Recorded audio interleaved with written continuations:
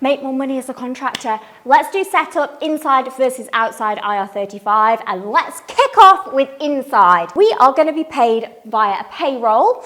So basically, when you're inside, you get taxed like you're an employee, sometimes even higher, without any job security, without any holidays, and without any benefit. You're paid via payroll. That might be an agency payroll. It might be an umbrella company. When we are taxed through an umbrella, we pay so much tax. I have a full breakdown for you if you're interested in a different video, or we might be on the client's payroll. We have limited tax deductible expenses available to us.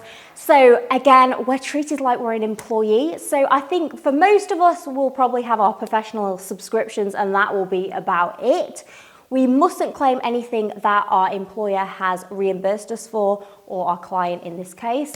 So we can't reclaim things twice. We don't get two deductions. We are going to be paying a higher tax rate, and this option is not tax efficient at all. You can't do any tax planning here. You're totally trapped as employees are. We could be paying up to 45% in tax if we are in our additional rate tax band, which is crazy because we are basically running a business and just paying a massive tax. We might have to file a self-assessment tax return at the end of the year, potentially.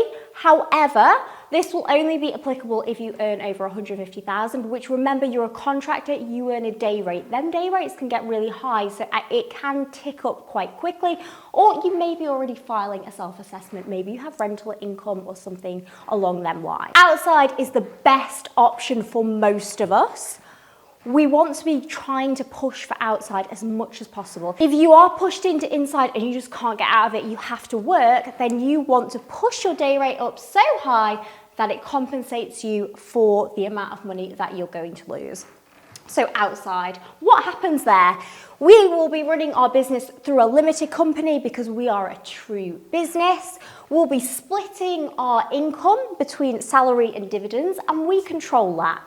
So our day rate comes into our company bank account, and we, with our accountants, will choose how we're going to pay ourselves. Now, normally this would look like a small salary, and that can be up to the personal allowance of £12,570, and the rest of it would be in dividend. Dividend tax rates are lower than income tax rates that we'll be paying if we were paid via a payroll. So we receive a small salary, and the reason we do that is because we want to get a tick for our national insurance contributions. If you're above retirement age, might not be applicable. I've got a whole video on director salaries if we need it. Salary is deductible for corporation tax purposes, so that's a tax deductible expense. Dividends are not deductible for corporation tax, but again, I have already explained that we are, of course, paying a lower rate on dividends. We pay corporation tax in our limited company, absolutely. I don't want anyone pulling me up saying that I'm wrong. Of course, we pay corporation tax on our total taxable profits. Total taxable profits are not the figure that you see in your accounts, they are adjusted for tax. Most of our expenses are going to be deductible, so there are, of course, a few things we can't add back, but most of it will be. So that is things like our training costs, our laptops, our insurances, our office rentals, everything like that will be tax deductible, which is so important when you first start a business. It's expensive starting a business. You might have to go on a lot of courses. The insurance might be expensive. You might need a lot of tech. Even things like lighting setup, social media stuff, all that's really expensive. And when you're in this option, a lot of the time you can't deduct any of it, and it's rubbish. So this is fabulous. It's very tax efficient, especially as you are growing your business, you're making a lot of money. Then you can move things around in a tax efficient way. Not going to dwell too much on that because I think we really need to focus on getting our business going. When we're at that stage, you can talk about all your group structures and stuff and moving money around efficiently. More setup and admin costs. So the setup actually isn't too expensive to set up a limited company. However, it's the admin, it's the things like the accountant's fees and all your different filings that can add up a little bit. I mean, not crazy. If you haven't got a lot going on in your company, if you only work with a few clients, you don't have that many expenses, then it's probably not going to be too bad.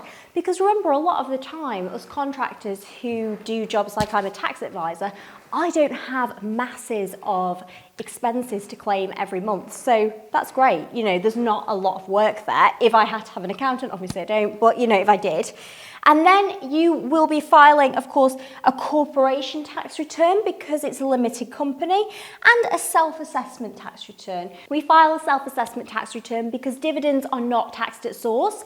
So whereas on payroll, you have your tax deducted via pay as you earn, with dividends, you don't get that. So you have to pay over the tax to HMRC yourself at the end of the year. Hope that was helpful. Questions, comments, let me know.